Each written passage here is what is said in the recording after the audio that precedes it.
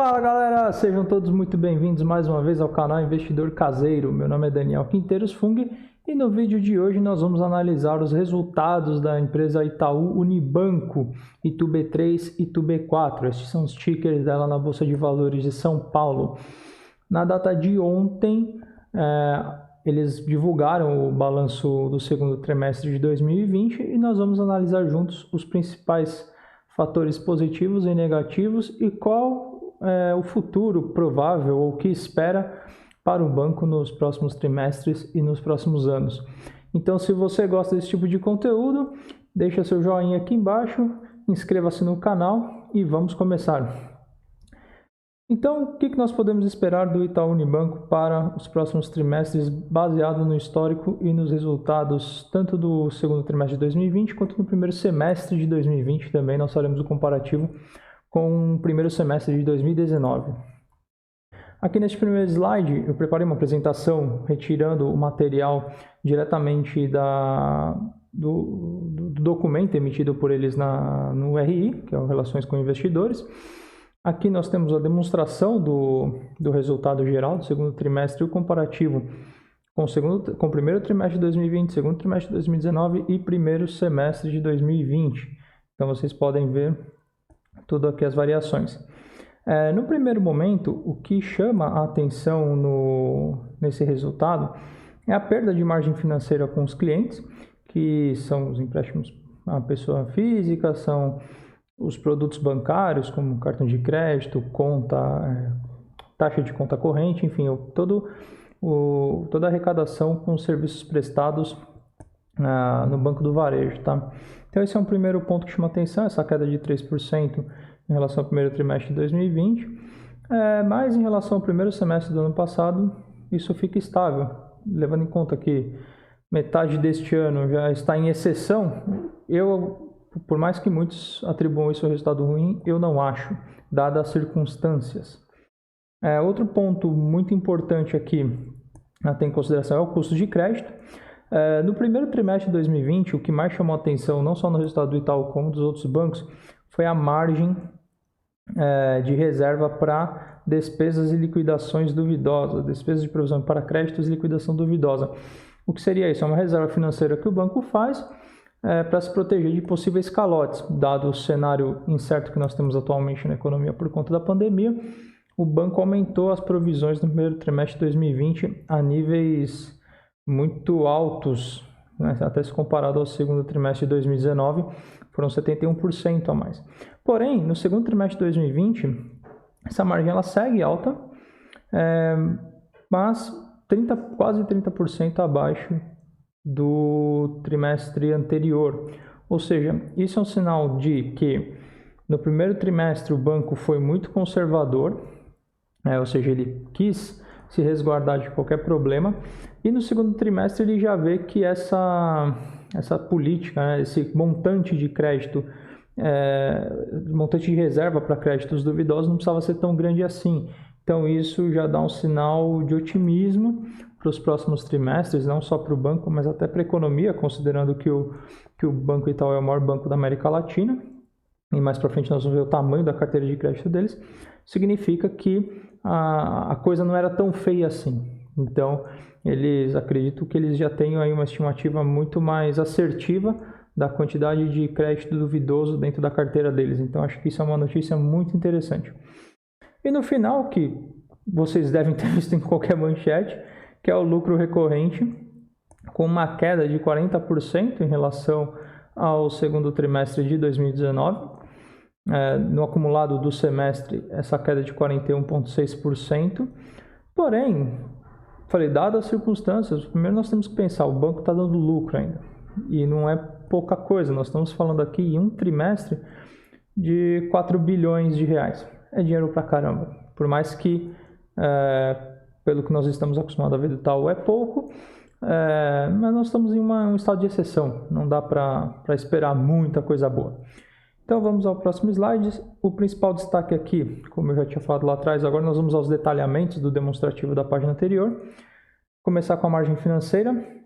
Então, como já foi exibido anteriormente, a margem financeira com clientes ela caiu houve uma queda muito forte em relação ao entre o primeiro trimestre e o segundo trimestre de segundo trimestre de 2019 e o segundo trimestre de 2020, na casa de 3,7%.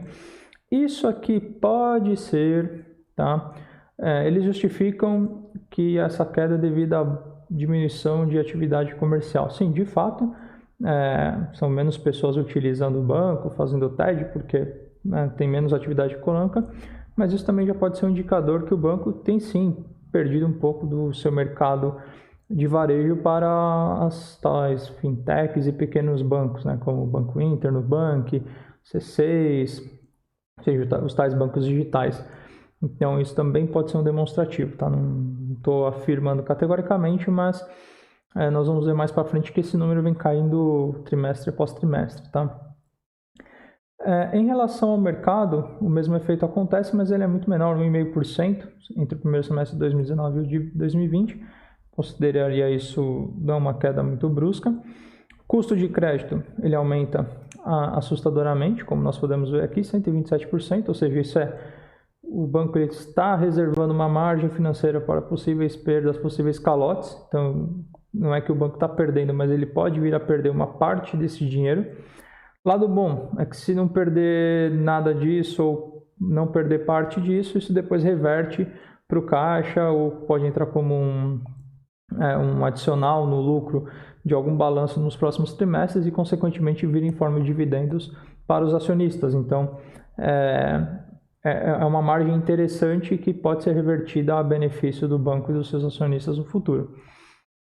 E a receita de prestação de seguros, serviços de seguros, perdão, é muito interessante porque são principalmente seguros que as margens são muito altas e o banco também vem perdendo negócios, principalmente na parte de serviços, como nós podemos ver. Então, volto a dizer que isso aqui tem muito a ver com essa perda de margem financeira de clientes, tá? Então, tanto queda de atividade por parte do cliente, como também possível perda para concorrentes. Aqui nós vamos ver um pouco sobre a carteira de crédito do banco. Aqui eu gostaria de chamar atenção, porque é onde o banco é forte, é onde nessas horas você confia na instituição financeira. Então isso mostra o tamanho do Itaú, a solidez do Itaú. Houve um aumento muito significativo na carteira de crédito, principalmente para grandes empresas, um total de 27% comparado ao segundo trimestre do ano de 2019. Então, isso é muito bom. E, no geral, ou seja, se nós formos pegar a soma de serviços de pessoas físicas mais pessoas jurídicas, nós tivemos um aumento de 20%.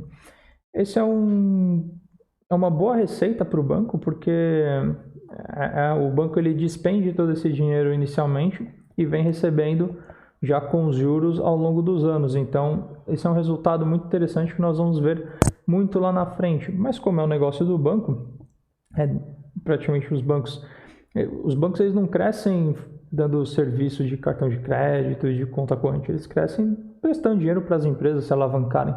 E é isso que o Itaú está fazendo muito bem, com um aumento de 20% na sua carteira de crédito no semestre e no trimestre de 3%. Então é um banco muito forte nesse tipo de produto. Aqui nós vamos ver sobre a taxa média anualizada de margem financeira com os clientes. Isso aqui é onde o banco está sendo penalizado, que é o que o mercado enxerga. E depois nós vamos ver mais para frente que eu não vejo muito sentido o mercado enxergar o que ele tem enxergado, que é o quê? Que todos os serviços, prestado para os clientes, as margens estão sendo comprimidas ano após ano. E com as previsões efetuadas no primeiro semestre do ano, essas margens que vinham aí numa média de entre 9 e 8, elas caíram para 4 no primeiro trimestre e 5,2% no segundo trimestre, ou seja, já houve uma melhora no resultado financeiro do banco em relação aos seus lucros perante aos serviços financeiros. Mesmo assim ainda é muito baixo, se nós formos ver o histórico, e ele vem caindo ano após ano muito por conta da queda da taxa Selic, tá? Isso ajuda, e quando nós olhamos o consolidado, que seria somente a margem financeira com os clientes, nós podemos ver que ela cai num ritmo um pouco menor. Então, aqui, muito provavelmente, é o risco que tem feito essa margem ser cada vez mais comprimida, porque o risco de calote, de inadimplência, ele vem aumentando, e aí o banco vai tendo fazer essa gestão de risco da sua carteira. Muito porque a economia não recupera, né? Nós vemos aí ano após ano, desde 2014, que o Brasil tem problemas, desde 2016, perdão, quando começa a sair da crise, que o Brasil não consegue se recuperar. E este ano vai ser mais um ano perdido, 2021 pode esperar também. Carteira de crédito e por nível de risco. Isso aqui é um dado muito interessante do banco. Isso aqui foi o que eu mais gostei, uma das partes que eu mais gostei no resultado. Quando nós olhamos principalmente a carteira do Brasil, aqui o consolidado ele inclui os outros países que o banco tem negócio, principalmente na América Latina. Mas quando nós olhamos esse quadro aqui, eu gosto muito porque em junho de 2019, a carteira do banco, ela tinha ela sempre foi predominantemente crédito AA, depois A, B, C e D. Porém, quando nós olhamos para junho de 2020, a predominância de carteira de crédito com rating AA, que deve provavelmente ser a melhor categoria de empréstimo, ela aumenta significativamente em relação ao rating A, sendo que os ratings mais arriscados eles se mantêm estáveis. Então, o Itaú aumentou a sua carteira de crédito e, como nós vimos lá atrás, foram para grandes empresas, portanto, empresas com mais capacidade de pagar essa dívida para o Itaú nos próximos anos. Então, isso dá uma solidez de recebimento e um risco de carteira muito menor. Então, esse é o dado muito interessante, muito importante de ser apresentado no resultado trimestral da empresa. Aqui, ele vê um pouco a margem, ele complementa o gráfico anterior em relação às potenciais perdas, os riscos potenciais em cada tipo na distribuição do provisionamento de crédito. O que eu quero dizer com isso? Em junho de 2019, dos 33 bilhões de reais que o Itaú havia provisionado, eles estavam divididos quase que igualitariamente em 3 categorias. Risco por atraso, ou seja, que quem tomou empréstimo vai pagar, mas não na data acordada. Os ratings agravados, e aqui eles explicam, né, que são créditos renegociados, então o banco talvez tenha que ceder uma parte dos seus ganhos para receber esses valores. E a perda potencial, que é quando há um grande risco de calote, de inadimplência. Então, é importante observar o quanto a barra de perda potencial cresceu no fechamento do primeiro trimestre e no fechamento do segundo trimestre, enquanto as distribuições por atraso e ratings agravados, eles praticamente se mantêm estáveis, eles não cresceram no mesmo ritmo da carteira com perda potencial. Ou seja, muito do que o Itaú provisionou, que no primeiro trimestre foram 47 bilhões de reais e no segundo, 49 bilhões de reais, muito desse provisionamento, é para potencial perda do que foi emprestado, ou de parte do que foi emprestado. Ou seja, o Itaú, ele, por mais que tenha uma carteira com mais qualidade de rating, ele vê que caso haja problema para recebimento, provavelmente vai ser já com perda e não com renegociação ou com atraso. Então, esse é um dado para nós ficarmos alertas e seguir monitorando nos próximos trimestres em relação à carteira de crédito do banco. Aqui nós vamos ver um pouco o resultado dos serviços financeiros aos clientes, que é onde o mercado mais, pelo menos eu lendo hoje alguns sites de notícias financeiras, foram onde mais bateram nos resultados do Itaú. Que o Itaú perdeu 2 bilhões de reais com serviços a clientes, que aqui nós podemos ver são administração de recursos, serviço de conta corrente, aquelas tarifinhas mensais que nós pagamos, emissão de cartão de crédito, adquirência, isso aqui deve vir boa parte da rede. Adquirência, para quem não sabe, é a taxa cobrada dos lojistas quando um cliente usa a maquininha de cartão de crédito, tanto para cartão de débito quanto crédito, a dona da maquininha ele recebe uma taxa, um percentual em cima do valor da compra, houve queda. Então aqui nós podemos tirar várias conclusões, por exemplo, principalmente na parte de emissão de serviço de conta corrente, como eu disse, deve estar muito atrelado uma parte à baixa atividade econômica e também a perda para concorrentes como Nubank, Banco Inter, C6 Bank. Parte de adquirência, nós vemos a guerra das maquininhas aí, nós estamos assistindo Stone, Rede, PagSeguro, Cielo também tendo resultados desastrosos. A Rede pertence ao Grupo Itaú, então boa parte dessa receita deve vir por conta deles. Mas quando nós vemos o resultado final, por mais que seja uma perda de 10%, o total disso é de 9 bilhões de reais. E nós vamos ver mais para frente que o banco ele tem muito mais que isso de dinheiro, de receitas, ele tem outras fontes de receitas. Então, por mais que sim, seja uma perda, quando você perde um pouquinho ali, um pouquinho aqui, no fim das contas tudo soma, mas eu não acho que a queda que as ações estavam tendo hoje aí na casa dos 5% se justifique por uma perda de 10% de receita de lucro no varejo, no serviço do banco de varejo. Eu não acho que seja isso. E aqui, as despesas do banco. Da mesma forma que o banco ele é muito eficiente em todos os seus serviços, o Itaú ele também é muito eficiente no seu controle de gastos. Então, mesmo com pandemia, mesmo com uma série de problemas que nós estamos tendo com as empresas, no modo geral, para fechar suas contas, eles ainda assim conseguem fazer uma bela gestão de custo e custos fixos, principalmente. E no fim das contas, as despesas tiveram uma retração entre o segundo trimestre de 2020 e o segundo trimestre de 2019 na casa dos 4%, e este ano já acumula uma queda de despesa na casa de 2%. Então, o banco é muito eficiente. Muito disso vem por questão de participação de resultados, porque houve um belo corte, né? Já que tanto os dividendos para os acionistas, eu acredito que também essas participações de resultados para funcionários, eles tenham sido bastante afetados. Os desligamentos, o Itaú andou fazendo PDVs, né, Programa de Demissão Voluntário e de Aposentadoria, então isso aqui também tem um impacto muito interessante em relação ao ano passado. Agora eles deram uma pausa, então talvez não haja uma diminuição tão forte. Aqui nós podemos dizer uma casa de 9%, e em relação ao segundo trimestre de 2019 na casa dos 24%, 25%. Isso deve diminuir nos próximos trimestres porque eles anunciaram que não fariam demissões durante a pandemia.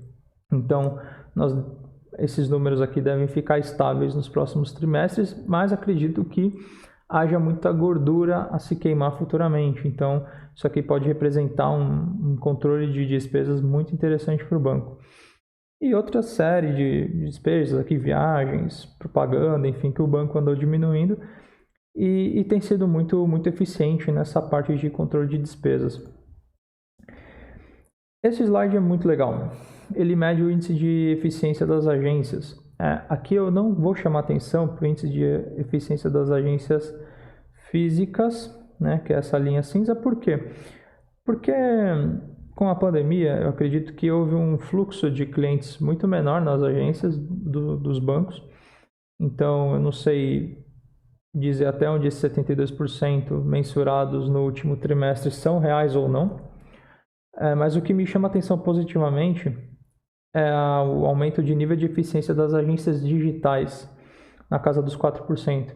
E por que eu digo isso? Porque no próximo slide nós veremos, já está aqui, que no segundo trimestre de 2020, em relação ao segundo trimestre de 2019, houve três vezes mais abertura de contas pelo app do banco, ou seja, com 3 vezes mais clientes, as agências digitais conseguem ser 4% mais eficientes. Isso é muito positivo. Então, aquela história que os grandes bancos não iam se digitalizar, que iam perder mercado para os pequenos bancos digitais, no meu ponto de vista, isso num primeiro momento é possível, mas eu acho que no futuro essa perda não vai ser tão sentida assim, porque na hora de recorrer ao empréstimo, na hora de precisar de dinheiro, você vai recorrer ao grande banco, não tem jeito. Esses pequenos bancos, eles oferecem bons serviços, mas para o dia a dia. Agora, quando falamos de dinheiro, que é o core, né, que é a atividade principal do banco,